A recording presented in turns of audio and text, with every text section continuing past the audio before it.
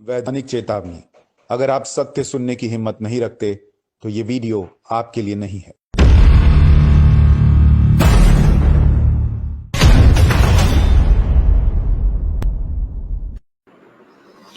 नमस्कार, बहुत स्वागत है आप सभी का। मैं हूं सुशांत सिन्हा। आज के इस वीडियो में बात अफगानिस्तान की और भारत की।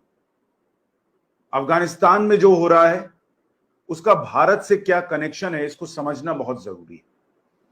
और आपको एक बात यह भी स्पष्ट करूं कि आज का यह वीडियो मैं सिर्फ बतौर पत्रकार नहीं बना रहा हूं।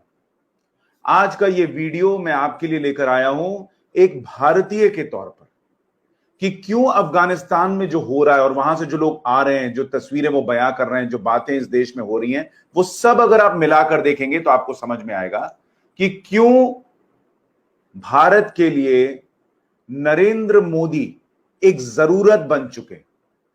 और बहुत गंभीरता से मैं कह रहा हूं कि भारत के लिए नरेंद्र मोदी एक जरूरत बन चुके हैं। ये इस पूरे परिप्रेक्ष्य में, अफगानिस्तान में और भारत में जो हो रहा है उसके लिहाज से मैं कह रहा हूं बहुत जरूरी है ये वीडियो। और इसलिए न सिर्फ इस वीडियो को देखिएगा बल्कि आगे जरूर बढ़ाइएगा अगर आपको लगे कि यह बात सही है।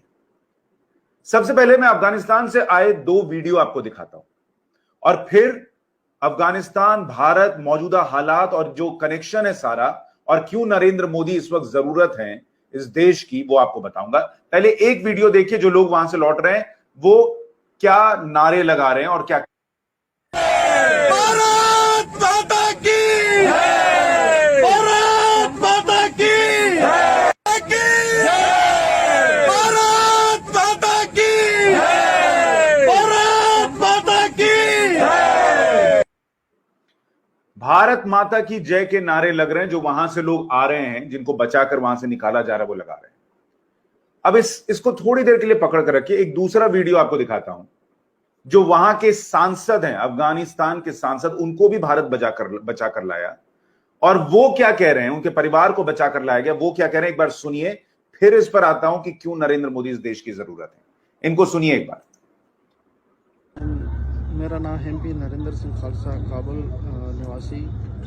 मैं धन्यवाद करना इंडिया सरकार को, खुसूसन मोदी जी को और वज़ीर ख़ारजा को, इंडियन एयरफोर्स को, पुनीत जी को, तो जो बड़े बुरे वक्त विचकार साढ़े नाल इन्होंने हमकारी की थी। तो बुरे वक्त विचकार साढ़े लोग खड़े होकर साढ़े 24 बंदे जो सन उन्हें निकल गए हैं और बाकी मानदा संगत साड़ी काबुल।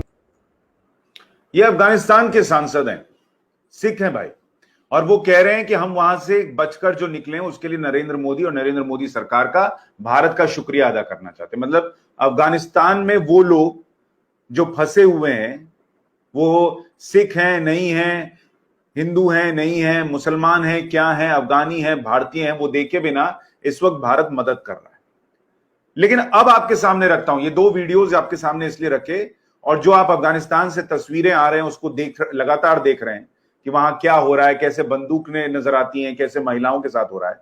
अब दो मुझे ट्विटर पर कुछ ट्वीट्स नजर आए। अमूमन मेरे ट्वीट वायरल होते हैं, लेकिन ये जो दो ट्वीट थे, मुझे लगा कि जो मैं कहना चाह रहा हूं, जो मेरे मन में बातें आ रही हैं, वो इनमें थी, इसलिए मुझे लगा आपको दिखाना चाहिए। एक ट्वीट ये है जिसमें यह कहा गया है कि 1920 में अगर आप किसी हिंदू और सिख बिजनेसमैन जो कि कराची में रहता था उससे ये कहते कि 27 साल बाद तुम अपने ही देश में रिफ्यूजी हो जाओगे, तो वो आप पर हंसता। 1960 में अगर किसी कश्मीरी पंडित से कहते कि तुम अपनी सारी जमीन, सारा घर बार तुम्हारा लुट जाएगा, तुम एक रिफ्यूजी की तरह रहोगे, तुम्हारी बहनों और बेटियों का बलात्कार होगा, तो वो आप पर हंसता। लेकिन ये वैसे ही है जैसे अगर आप मौजूदा हालात में किसी से कहें कि ये लोग जो सत्ता पाने के लोभ में, वो ये नहीं लिख रहे, वो कह रहे हैं कि 25 साल बाद, आज से 25 साल बाद हिंदू जो है वो इस देश में रिफ्यूजी हो सकते हैं, ये आप कहेंगे तो लोग आप पर हंसेंगे। मैं उसको हिंदू के लिहाज से नहीं देखता, मैं उसको इस लिहाज से देखता हूं कि अगर आप जो है इस देश में जो मौजूदा परिस्थिति में चीजें चल रही हैं उनको अगर आप देख रहे हैं और आपको यह लगता है कि भाई इस देश में सब कुछ ठीक ही चलेगा, देश ऊपर ही जाएगा, और 25 साल बाद देश जो है वो तरक्की कर रहा होगा, तो ऐसा नहीं है। तो मैं आपको इस ट्वीट को हिंदू के लिहाज से नहीं, देश के लिहाज से कह रहा हूं कि इस ट्वीट को पकड़िए कि जिन जिन के साथ जो अत्याचार हुआ, अफगानिस्तान में जो तालिबान कर रहा है, उसको अफगानिस्तान के लोगों ने भी 2001 के बाद सोचा नहीं था कि ये लौट आएंगे। और एक दूसरा ट्वीट आपको दिखाना चाहता हूं जिसमें यह कहा गया है कि अफगानिस्तान से क्या सबक लेना चाहिए। और वो ट्वीट ये कहता है कि lessons from Afghanistan, your dream house, your dream car, dream life, bank balance, business shall all turn to dust if your nation does not stand. मतलब अगर आपका देश नहीं बचेगा तो कौन सी गाड़ी है, कितना बैंक में पैसा है, कोई फर्क नहीं पड़ता, कोई आता है और बंदूक से गोली मारकर निकल जाएगा। Your assets are valueless if your country has no asset. अगर देश के पास कोई एसेट नहीं है तो आपका सारा एसेट बेकार है। You can become a refugee in minutes if your leaders sell you off. अगर आपके नेता आपको बेच देते हैं तो आप 2 मिनट में रिफ्यूजी बन जाएंगे और कोई फर्क नहीं पड़ता कि आपने अकाउंट में कितने पैसे रखे।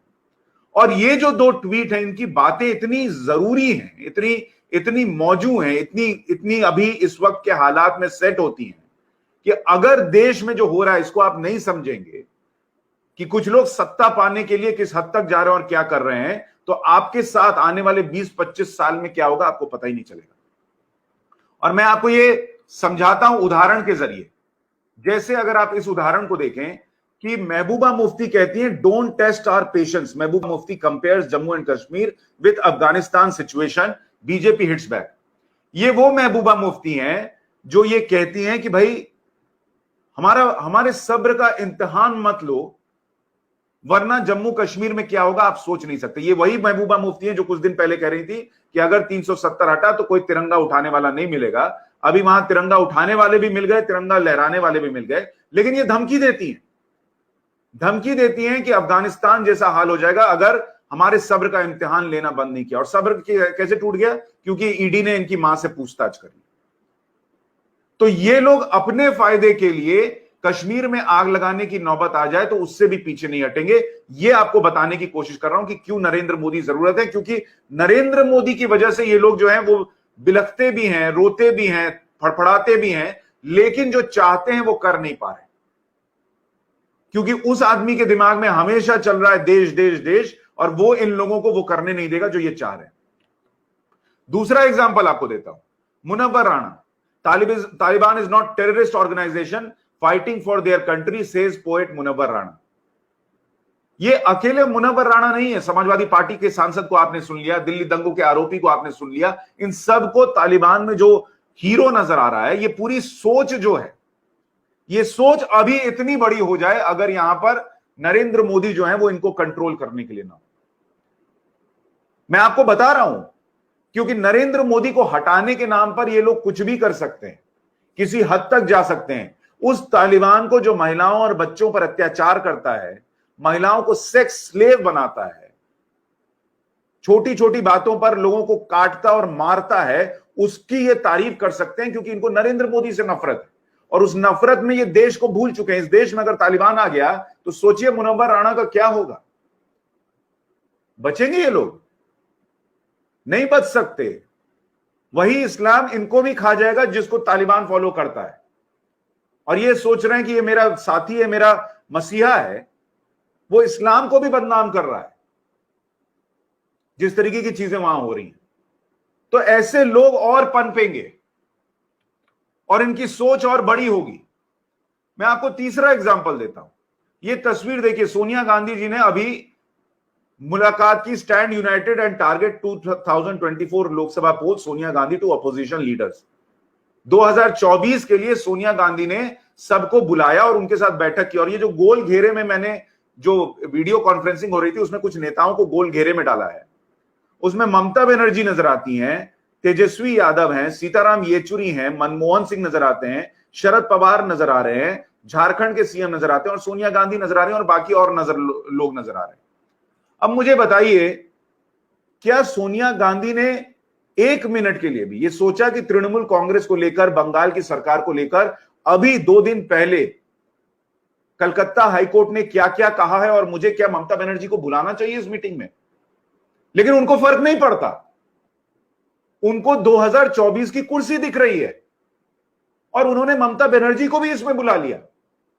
अब मुझे बताइए, कोई ममता बनर्जी जो बंगाल में अत्याचार हुआ उससे क्यों घबराएंगी? कोई मीडिया उनसे पूछने वाला नहीं। मीडिया के लोग कहते हैं अगर मैं पूछ लूंगा तो ममता बनर्जी रसगुल्ला नहीं खिलाएंगी। और जिन नेताओं की जरूरत ममता बनर्जी को 2024 का सपना पूरा करने के लिए पड़ेगी, वो नेता तो उनको खुद बैठाकर उनसे चर्चा कर रहे हैं। अगर सोनिया गांधी को इस देश की चिंता होती तो कम से कम कोर्ट की टिप्पणियों के बाद, कोर्ट के फैसले के बाद कि सीबीआई जांच करेगी, और सीबीआई जांच इसलिए देनी पड़ रही है क्योंकि वहां पे हालात ऐसे नहीं है कि कोई निष्पक्ष जांच हो सके, उसके बाद वो ममता बनर्जी को नहीं बुलाती। लेकिन उनको फर्क नहीं पड़ता, उनको फर्क नहीं पड़ता। वो कम से कम एक बार इस मीटिंग में ममता बनर्जी से पूछ लेती कि बंगाल में ये क्या हो रहा है, आपको लोग क्या कह रहे हैं, कोर्ट ने ये क्या कह दिया है। लेकिन किसी को फर्क नहीं पड़ता, सबको कुर्सी दिख रही है, देश किसी को दिख ही नहीं रहा है, देश में क्या हो रहा है इससे किसी को फर्क ही नहीं पड़ रहा है। आप सोचिए इस देश में चल क्या रहा है। और मैं आपको एक तस्वीर दिखाता हूं कि बंगाल में जिनके साथ हिंसा हुई उन लोगों के साथ आज राखी कौन मना रहा है।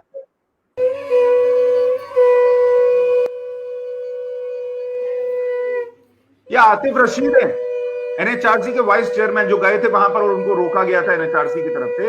वो बंगाल के पीड़ितों के साथ राखी बना रहे हैं। मुसलमान है, उनका कोई लेना देना नहीं है राखी से, लेकिन एक कॉन्फिडेंस देने के लिए वो उनके साथ ये सब कर रहे हैं। कोई ममता बनर्जी गई कि जिसका भाई मर गया है, जिसका कोई अपना नहीं है, मैं आज उनके साथ राखी मनाती हूं, ये हुआ क्या? लेकिन इस देश में कोई नहीं पूछेगा, कोई नहीं बोलेगा। ये इस देश में हो रहा है। और मैं आपको एक और तस्वीर दिखाना चाहता हूं, इसको भी देखिए, एक और एग्जांपल देता हूं, इसको पढ़िए जरा। Sugarcane farmers block highway railway track in Punjab Jalandhar, ask state government to clear their dues.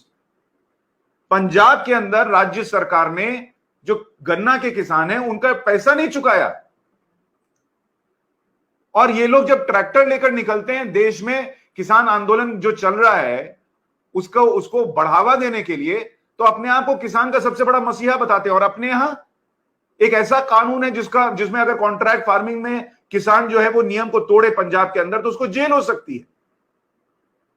जो गन्ना का किसान है उसको वहां पर ड्यूज, उनका जो बकाया है वो पूरा नहीं किया जा रहा है। लेकिन यहां पर कुछ लोगों को इस्तेमाल करके, सो कॉल्ड किसानों को, आड़तियों को इस्तेमाल करके देश में एक पूरे हिस्से को बंधक बनाकर रखा गया है। जहां जहां चुनाव होता है ये लोग जाते हैं कि नहीं नहीं इनको हरा दो, नरेंद्र मोदी को कुर्सी से उतारो। ये सब चीजें आज जो हो रही हैं, अगर आज आप नहीं समझेंगे, संसद नहीं चलने दी गई, इतने बड़े बड़े मुद्दे थे उनको डिस्कस नहीं होने दिया गया। क्यों? क्योंकि सरकार को घेरना था, सो कॉल्ड इनको अपना एजेंडा चलाना था। इन बातों को अगर आज आप नहीं समझेंगे तो जिन्होंने 20-25 साल, जो ट्वीट आपको दिखा रहा था कि 20-25 साल पहले किसी को समझ में नहीं आता था कि मेरे साथ ये होगा, इस देश में नरेंद्र मोदी को हटाने के नाम पर भयंकर बवाल होगा, भयंकर परिस्थितियां बनेंगी। और नरेंद्र मोदी, चाहे वो किसानों को फायदा पहुंचाने के लिए जो पूरा सिस्टम बदलना है, उसके लिए कानून लाना पड़े और उस कानून को लाकर उस पर अडिग रहना पड़े कि कहीं ऐसा ना हो कि किसानों के साथ नुकसान हो जाए। उन कानूनों का विरोध होते हुए भी किसानों के अकाउंट में जो पैसा देना है वो देना पड़े। सिखों और हिंदुओं को जिस तरीके से पाकिस्तान में रिफ्यूजी बनाकर रखा जा रहा है, जिस तरीके से उनके साथ बर्ताव हो रहा है, उनको यहां की नागरिकता देने के लिए सीए लाना पड़े और उसका विरोध हो तो भी उस पर अडिग रहना। 370 हटाने को लेकर तमाशा हो लेकिन उस पर अडिग रहना। ये काम नरेंद्र मोदी कर रहे हैं। और मैं बतौर पत्रकार नहीं, बतौर नागरिक कह रहा हूं कि अगर कोई एक नेता इस तरीके की सोच रख रहा है देश के लिए, तो दूसरे जो नेता हैं उनको भी तो ये सोच दिखानी चाहिए कि वो देश के लिए लड़ रहे हैं, देश के लिए कर रहे हैं। आपको देश के लोगों से फर्क नहीं पड़ता, देश में क्या हो रहा है इससे फर्क नहीं पड़ता, सिर्फ एक कुर्सी की खातिर। और जो लोग अफगानिस्तान से आ रहे हैं ना, वो क्लियर मैसेज दे रहे हैं, क्लियर मैसेज कि अगर एक मजबूत नेता ना हो केंद्र में, एक मजबूत लीडरशिप ना हो, तो क्या होता है उसका उदाहरण है अफगानिस्तान। तालिबान जैसी सोच कैसे हावी होने लगती है उसका उदाहरण है अफगानिस्तान। और वही तालिबानी सोच जो यहां लोग पाल रहे हैं और कोशिश कर रहे हैं कि किसी तरीके से इसको बढ़ाया जाए, तालिबान को हीरो बताना, तालिबान को सलाम ठोकना, ये लोग जो कर रहे हैं वो इस देश में अभी बढ़ नहीं पा रहा, क्योंकि यहां एक मजबूत नेतृत्व नजर आता है। इस पर सोचिएगा। जिस दिन वो नेतृत्व मजबूत नहीं होगा, मैं वो भी आपके सामने रखूंगा, लेकिन एक नागरिक के तौर पर इस पर सोचिएगा और कमेंट बॉक्स में अपनी राय दीजिएगा। और ये बहुत जरूरी वीडियो है, इसको आगे बढ़ाइए ताकि विपक्ष भी जो है वो देश विरोधी ताकतों का विरोध, इसका समर्थन करना रोके, और देश विरोधी लोग अगर नजर आए तो उनको क्रिटिसाइज करे, ताकि देश की बात हो, सिर्फ एक कुर्सी की बात ना हो। जगाइए उनको भी। नमस्कार।